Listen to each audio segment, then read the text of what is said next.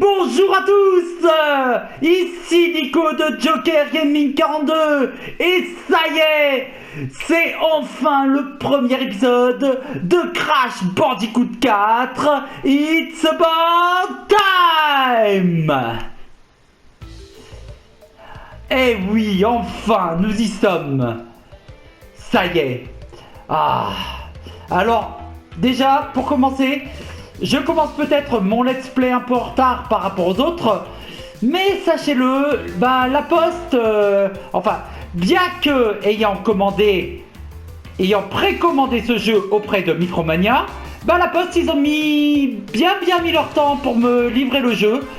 Donc, je l'ai reçu un jour après sa sortie. Franchement, à quoi ça sert de précommander si c'est pour même pas recevoir un jeu le jour de sa sortie? La prochaine fois, je commande par Chronopost. Enfin bon, outre le fait que j'ai reçu ce jeu, comme j'étais client premium chez Micromania, j'ai reçu un petit cadeau bonus que je vous présenterai peut-être dans une petite vidéo bonus. Voilà. Bon, en attendant, j'ai autre chose à vous dire. J'ai une grande nouvelle à vous annoncer. Je vais bientôt avoir la fibre à la maison. En effet, si tout se passe bien, on va nous installer la fibre le 7 octobre. Et donc à partir de là, je pourrai vous faire des vidéos en live.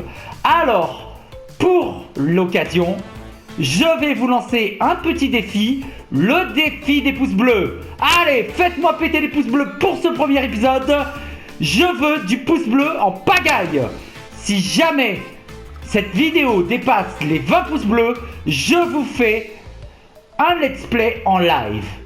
Et si jamais nous dépassons les 30 pouces bleus, je vous fais le live en Joker. Oh oui, rien que d'y penser, je suis complètement hilar. Allez, on va pas tarder à lancer ce let's play. Alors, sachez que j'ai déjà de mon côté entamé une petite partie. C'est un peu pour découvrir le jeu de mon côté et puis vous le faire en let's play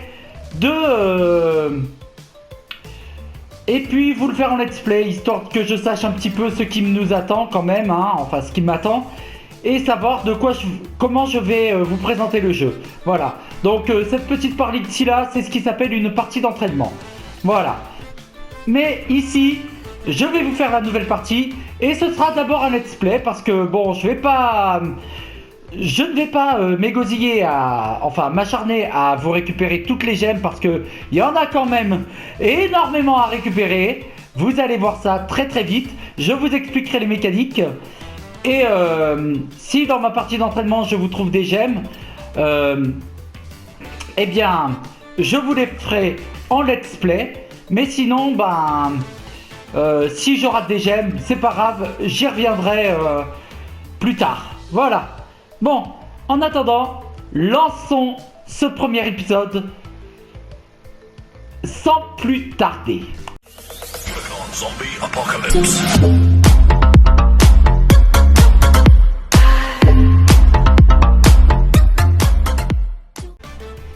Alors, avant de commencer, le jeu va vous poser une question. Si vous jouez en moderne ou en rétro. Si vous jouez en moderne, vous n'aurez pas le système de vie. Tandis qu'en rétro, vous aurez un système de vie. Et évidemment, comme je suis un joueur hardcore, j'aime jouer en rétro. Voilà, c'est un peu le mode difficile. Voilà, c'est parti. Crash Bandicoot. Enfin, moi, le grand néocortex, je t'ai exactement où je te voulais. Et maintenant, le coup fatal.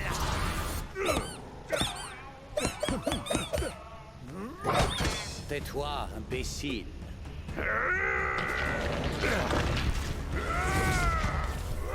Oublie ça, Entropie. Ça va rater. Encore. Au moins, Uka et moi, on essaie de nous libérer de cette prison. Je ne resterai pas assis là à ne rien faire qu'entendre tes inepties pour une décennie de plus. Et ta façon de mâchouiller.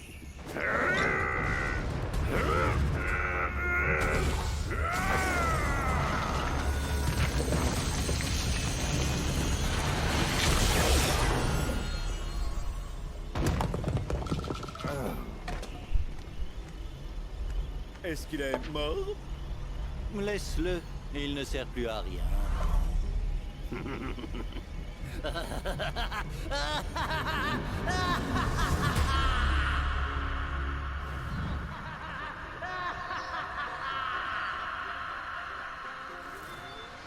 Un grand pouvoir s'est réveillé. Crash, je crains qu'il n'annonce une catastrophe aux proportions cataclysmiques. Je sens que ça vient du pic Insanity. Vite, il faut y aller. Crash, Crash, Crash.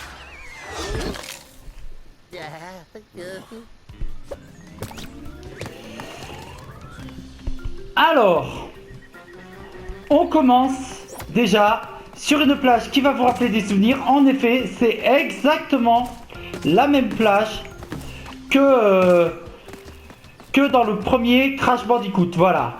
Donc on commence ici. Vous voyez, ce jeu va reprendre un petit peu les bases de Crash Bandicoot, le premier du nom. Mais vous allez voir qu'il y a beaucoup de mécaniques de gameplay qui ont beaucoup changé. Voilà. Alors, en ce qui concerne les gemmes, donc, vous avez le classique des gemmes que vous obtenez en cassant toutes les boîtes du niveau. Mais regardez, en dessous du compteur de fruits Moompa, vous avez une espèce de jauge. Si vous la remplissez à 40%, vous avez une gemme. À 60%, vous en avez une deuxième. Et à 80%, une troisième. Ensuite, regardez en dessous du compteur de vie. Vous avez une espèce de tête de mort. Ça, c'est... il faut essayer de laisser ce compteur inférieur à 3. En fait, il est décompté à partir du moment où vous perdez une vie. Voilà. Donc là, on est à 0. Mais au-delà de 3, eh ben, il y a une gemme que vous pourriez obtenir que vous n'obtenez plus. Voilà. Donc si vous avez plus de 3 morts, eh ben en fait, vous perdez la gemme. Alors attention, juste derrière ce truc, il y a une caisse qui est cachée. Ah, non, c'est pas là. Il me semblait qu'il y avait une caisse ici qui était cachée.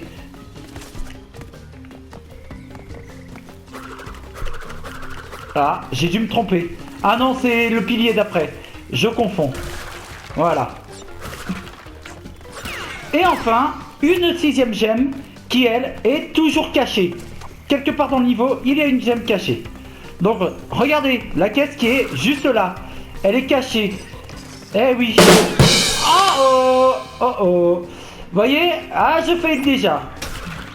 Ça...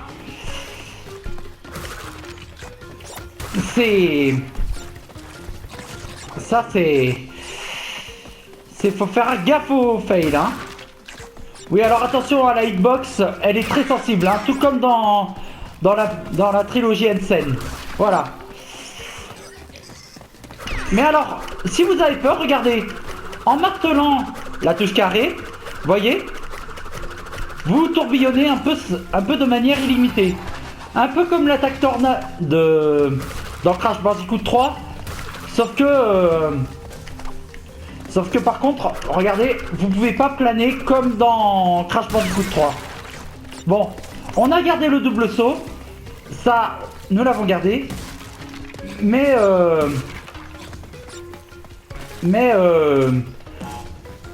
on n'a pas gardé l'attaque tornade, mais on peut tourbillonner un petit peu à l'infini. Ça, c'est si jamais vous avez peur de ne pas toucher un ennemi. Eh bien, si vous avez peur de ne pas toucher un ennemi, n'hésitez pas à marteler à la touche carrée. Voilà, vous êtes peut-être plus obligé d'être aussi précis qu'avant. Par contre, malgré tout ça, je vous le dis, pour l'avoir fait dès le début, le jeu est d'une grande difficulté. Et franchement, tant mieux, hein, j'aurais été déçu si le jeu avait été trop facile, hein. Voilà. Oh oh. Ah, j'avais oublié qu'il y avait une dynamite. Oui, et alors, petite difficulté, c'est que on voit pas forcément les caisses dynamites, hein. On les confond un petit peu avec les caisses normales. Enfin bon, c'est pas trop grave, j'ai juste perdu un masque de Aku Aku. Voilà. Et alors les fruits ou pas... Ah, attendez.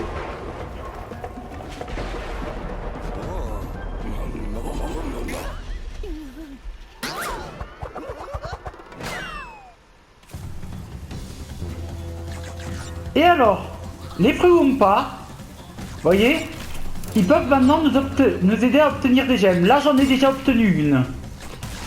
Donc, l'intérêt maintenant d'avoir les fruits Wumpa, outre le fait d'essayer d'avoir des vies, eh bien, c'est de pouvoir avoir des gemmes. Allez, on a passé un truc. Alors, attention à ces ennemis, ils vous balancent...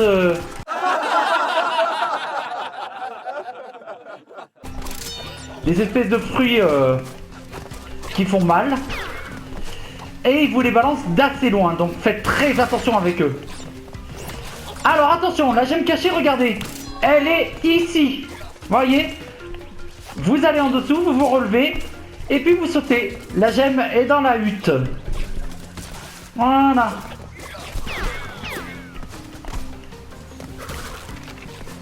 Alors les premières gemmes cachées, j'ai quand même un peu galéré avant de les trouver. Mais croyez-moi, c'est pas si simple que ça.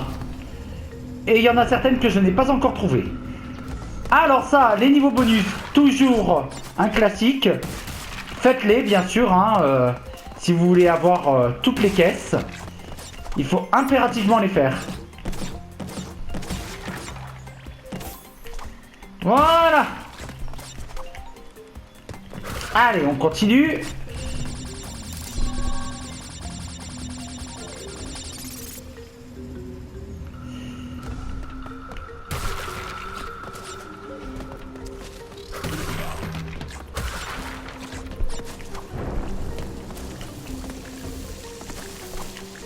Voilà.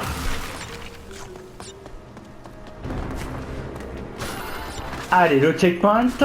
Et on continue. Alors là, petit passage compliqué. Vous voyez, il va falloir commencer par les plateformes qui sont là, s'effondrent dès que vous sautez dessus. Donc, on commence par sauter sur la première. Et ici, on va essayer de sauter sur la deuxième. Bon, si on n'y arrive pas, c'est pas grave. Vous voyez, ne vous inquiétez pas, les plateformes reviennent. Par contre, pour celle-là, voilà, on essaye voilà, de sauter sur la caisse jackpot pour récupérer un maximum de gemmes. Et là, j'ai les 3 gemmes pour les fruits Wumpa. Alors, j'ai jamais réussi pour l'instant à remplir la jauge à fond. Je pense que ça doit être possible, mais pour ça, il faut vraiment ne rater aucun fruit Wumpa.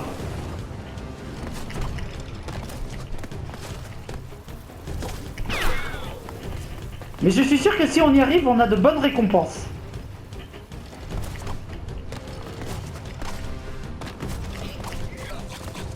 Alors attention. Alors ici, on fait un petit saut en hauteur pour atteindre les caisses. Voilà. Hop. Et hop. Voilà. Bon.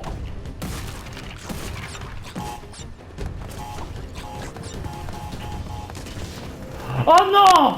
Oh non! J'ai raté une caisse! C'est pas possible! J'étais sûr de toutes les avoir eues!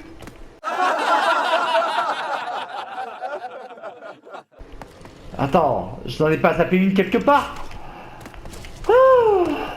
Bon bah tant pis, c'est pas grave. On la refera plus tard. Et alors? Là, on vous l'explique. L'intérêt d'avoir toutes les gemmes de chaque niveau, c'est d'obtenir des skins, donc des costumes pour vos personnages. Voilà. Bon bah allez, niveau suivant, c'est parti.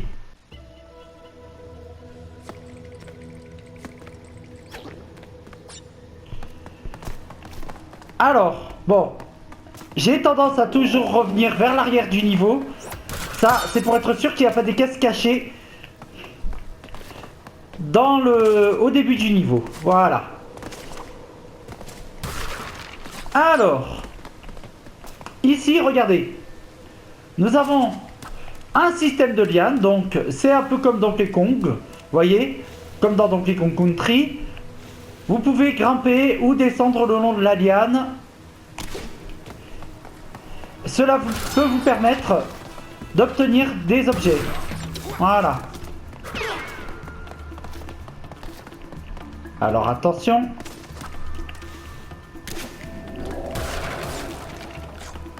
On récupère un maximum de feu ou pas. Alors ces barrières là, vous pouvez glisser en dessous. Mais si vous les prenez, vous voyez, ça va vous sonner, ça va pas vous faire de dégâts. Juste vous sonner. Alors pour l'instant donc, prendre les barrières n'est pas dangereux.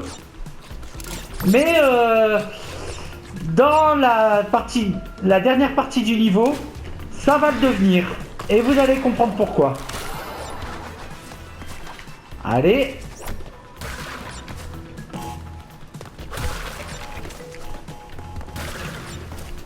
Voilà.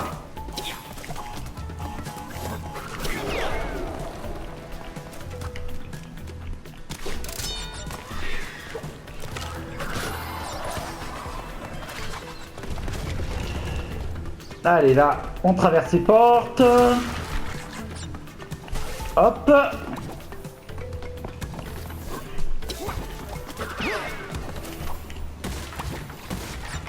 Et alors là, regardez, vous avez des plateformes qui disparaissent et apparaissent à intervalles réguliers. Donc là, c'est une question de rythme, faut sauter dessus au bon moment. Ici, là, vous avez le niveau bonus. Surtout, ne les loupez pas, sinon vous loupez des caisses.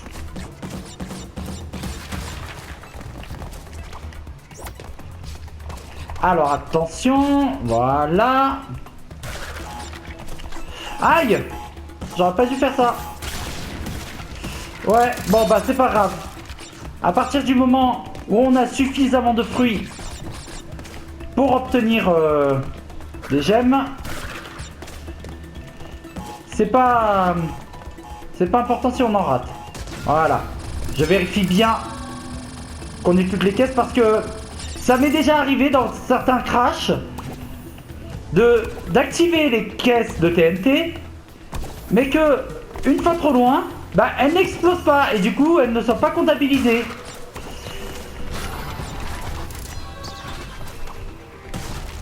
Voilà. Allez, tout est bon. Ah! Alors ici, un passage bien délicat, vous voyez? Vous avez ces plateformes qui s'activent et se désactivent à intervalles réguliers. Donc, il faut sauter au bon moment et optimiser son passage. Voilà, un peu comme ceci. Voilà. N'hésitez pas à frapper les caisses plutôt que de sauter dessus. Voilà. Bien en rythme. Voilà. Si jamais vous avez peur de vous rater, n'hésitez pas. Ah, punaise! Ah, j'étais sûr que j'allais me planter au moins une fois. Allez, c'est pas grave, on recommence.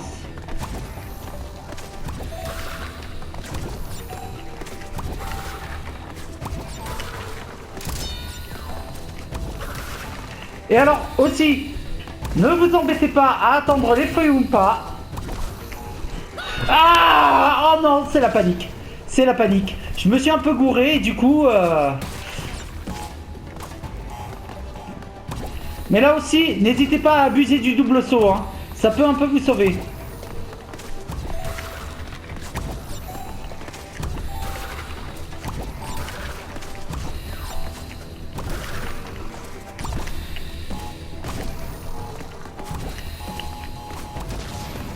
Et voilà. Alors là, on a un masque un peu bizarre.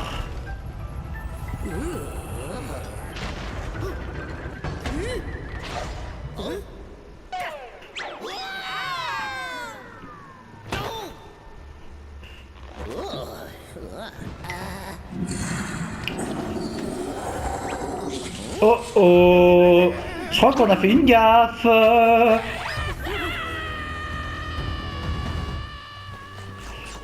Alors, le masque, vous l'avez vu dans le nom, il s'agit de l'Aniloli. Et alors attention, vous voyez, vous avez la gemme cachée juste là. Donc n'hésitez pas à perdre un peu de temps pour la récupérer. De toute façon, vous avez le temps, je vous rassure. Alors bien sûr, là, il y a des obstacles pour vous ralentir. Et voyez, là, vous avez les barrières qui peuvent vous assommer. Donc si vous les prenez, ça va vous ralentir. Donc pensez bien à glisser par en dessous. Même si vous ne perdez pas de vie immédiatement, ça peut vous causer des soucis. Alors là, attendez bien que la corde elle arrive. Hein. Je me suis failli déjà en voulant aller trop vite. Eh oui, je l'ai déjà dit, mais dans ce genre de jeu, l'impatience c'est votre pire ennemi. Allez. On y est presque. Ah non, non, non. Alors là, j'ai plus droit à l'erreur. Si je perds encore une vie, je perds une gemme.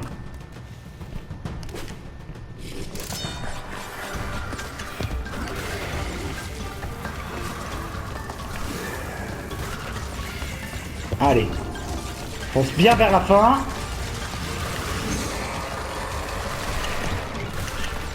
Allez, allez, allez, allez. Ouh. J'ai eu chaud. Mais c'est bon.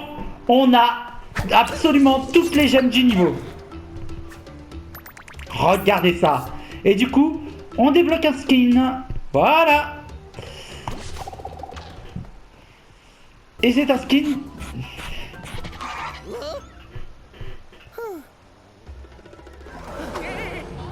Impossible! C'est totalement impossible!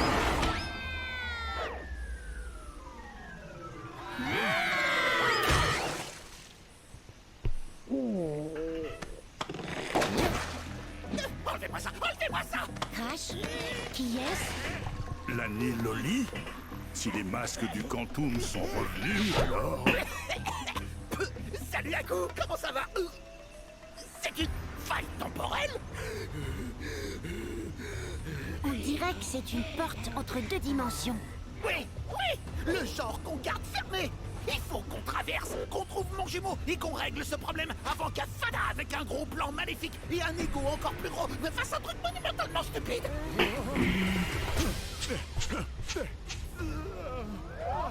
Uka a, sans le vouloir, ouvert la voie vers notre glorieux futur. Lorsque mon générateur de failles sera terminé, nous pourrons régner sur l'ensemble du temps et de l'espace. Senshin, Nbrio, vous aviez des petits projets dont vous vouliez me parler. Maître, ma merveille mécanique vous hypnotisera une armée. Et ma potion me rendra... les rendra impossibles à arrêter. Oui, c'est ça. Amuse-toi avec tes fusils laser et autres pilules. Active-toi. D'après mes calculs, nos ennemis avancent déjà contre nous. Et nous les vaincrons.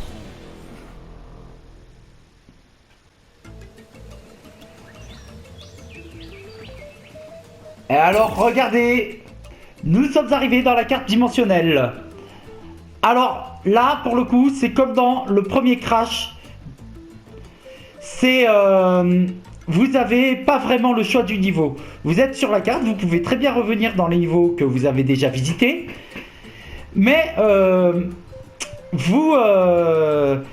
mais si vous faites l'aventure... en fait, vous êtes obligé de faire les niveaux dans l'ordre.